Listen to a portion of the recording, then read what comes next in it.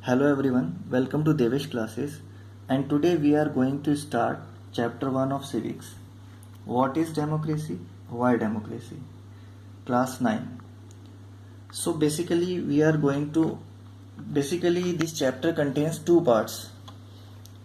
What is democracy? Why democracy? So in this video our focus is on what is democracy and why democracy we will understand in our next video. So we start this chapter by asking a question to ourselves, why we need to define democracy. Democracy को एक परिभाषा देने की क्या आवश्यकता है, उसको define करने की क्या ज़रूरत है. ऐसा इसलिए ज़रूरी है, first of all by doing this we can easily recognize distinguish democracy from other forms of government और simply we can say non democratic governments. अगर हम डेमोक्रेसी को एक परिभाषा देंगे तो उसे हम आसानी से उसे दूसरी फॉर्म ऑफ गवर्नमेंट से अलग कर सकते हैं, पहचान सकते हैं.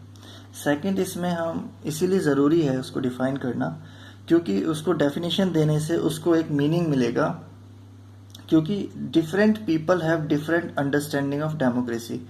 डेमोक्रेसी को हर एक व्यक्ति का अपना एक अलग ओपिनियन है रिगार्डिंग डेमोक्रेसी, तो सब लोग अलग अलग ओपिनियन रखते हैं डेमोक्रेसी के बारे में. इसलिए to come on a single platform we need to define democracy. So we will start with a simple definition of democracy. अगर हमें बिल्कुल एज ए लेमैन को अगर समझाना हो व्हाट इज डेमोक्रेसी तो हम उसे कैसे डिफाइन करेंगे. So we say democracy is a form of government in which the rulers are elected by the people. So this is the very simple definition of democracy, or we can say this is a starting point, very useful starting point to go ahead. So simply democracy क्या है, एक ऐसी form of government है जिसमें जो rulers हैं they are elected by the people. लोग leaders को चुनते हैं, रूलर्स को इलेक्ट करते हैं. This allows us to distinguish democracy from the government that are clearly not democratic. तो इस सिंपल डेफिनेशन से हमारा काम बन जाता है कि हम रिकॉग्नाइज कर लें कि कौन सा डेमोक्रेटिक गवर्नमेंट है, कौन सा नॉन डेमोक्रेटिक गवर्नमेंट है. Take for example of Saudi Arabia. By this simple definition we can easily recognize that Saudi Arabia is non-democratic because the head of the country is not elected by the people. The country was ruled by a king, monarch, and he was ruling the country not because he is popular among the people, but he born in a royal family, इसलिए वो वहाँ पे rule कर रहा है. तो इस simple definition से हम इजीली हम रिकॉग्नाइज कर सकते हैं. But this simple definition is not sufficient और एडिक्वेट. ये सिंपल डेफिनेशन से अगर हमें और कॉम्प्लिकेटेड सिचुएशंस को अगर अंडरस्टैंड करना पड़े तो यहाँ पे हमें this would be very misleading, और हमें ऐसा लगेगा कि इसके अकॉर्डिंगली फिर तो ऐसा लगेगा कि जहाँ पे भी इलेक्शंस हो रहे हैं वहाँ वो सभी डेमोक्रेटिक गवर्नमेंट्स हैं. लेकिन in true sense, in reality this is not true. So we have to add some more features to this simple definition to clear our doubts regarding democracy. तो इसमें हमें वो फीचर्स क्या ऐड करने पड़ेंगे, कौन से फीचर्स हैं जिससे हमें क्लियरली इजीली हम और कॉम्प्लिकेटेड सिचुएशन अगर हमारे सामने है तो हम रिकॉग्नाइज कर पाए कि दिस इज डेमोक्रेटिक गवर्नमेंट और non democratic government. In literal sense most of the countries today are having elections. तो इसका मतलब जहाँ भी इलेक्शन हो रहे हैं तो वो डेमोक्रेटिक कंट्री है, लेकिन ऐसा नहीं है.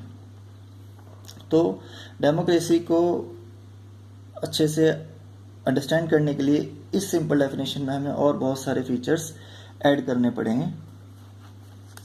मैं आपको एक एग्जांपल देता हूँ. Take example of Pakistan. In 1999 the elected government in Pakistan was take over by Pervez Musharraf in a military coup. तो वहाँ पे वो लोग कब्जा कर लेते हैं इलेक्टेड गवर्नमेंट के ऊपर, और इलेक्टेड गवर्नमेंट वहाँ पे अपना जो वर्क है प्रॉपर फंक्शनिंग नहीं कर पाती है, और under the dictatorship of Pervez Musharraf they had to work.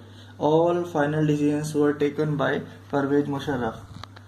So, can we say that form of government democracy और ट्रू डेमोक्रेसी? क्योंकि सरकार तो वहाँ इलेक्शंस के थ्रू आई है, लेकिन उसके बाद वहाँ मिलिट्री ने टेक ओवर कर लिया और सारे जो भी पावर्स है वो ट्रांसफर हो गया मिलिट्री लीडर को, परवेज मुशर्रफ को. सो this would be very very misleading. So we have to understand other features of democracy. So most important feature, first feature of democracy: in a democracy the final decision power must rest with those elected by the people.